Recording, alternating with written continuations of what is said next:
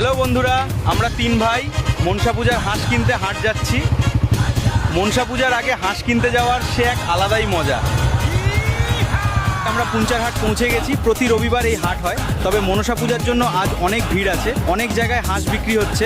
আমরা দু এক জায়গায় দেখলাম অনেক দাম বলছে আর পছন্দও হচ্ছে না। ফাইনালি আমরা একটা হাঁস কিনলাম 450 টাকা। প্রচুর হাঁসের দাম, আর কিনতে পারা যাবে না। এই হাঁসটার 2 কপি জেরক্স করে দিন না। কি হাঁসের জেরক্স? পালা এখান থেকে। কোনো রকমে পালিয়ে বাঁচলাম। দৌড়ে দৌড়ে ক্লান্ত হয়ে গেছে। তখন আমরা একটি ঠেলাতে চা খেলাম। পরে দেখলাম ঝালমুড়িওয়ালা চেঁচাচ্ছে, ঝালমুড়ি ঝালমুড়ি। আমরা ঝালমুড়ি কিনলাম। ঝালমুড়িটা বেশ টেস্টি, একদম নির্ঘাত মৃত্যু। এই কাস্টমার ভাগাচ্ছিস কেন? ঝালমুড়ির সাথে ইঁদুর মারার ঝগড়া।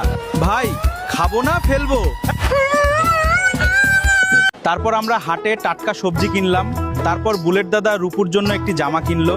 পল্টু দাদা তার মেয়ের জন্য খেলনা কিনলো। পুঞ্চা এসছি, আর আঞ্জু সুইটস না গেলে হয়। তো আমরা আঞ্জু সুইটসে গিয়ে প্রথমে কচুরি খেলাম, তারপর রসমালাই খেলাম, তারপর বাড়ির দিকে চললাম। আর আপনাদেরকে বলছি, মনসা পূজার হাঁস কিনেছেন তো?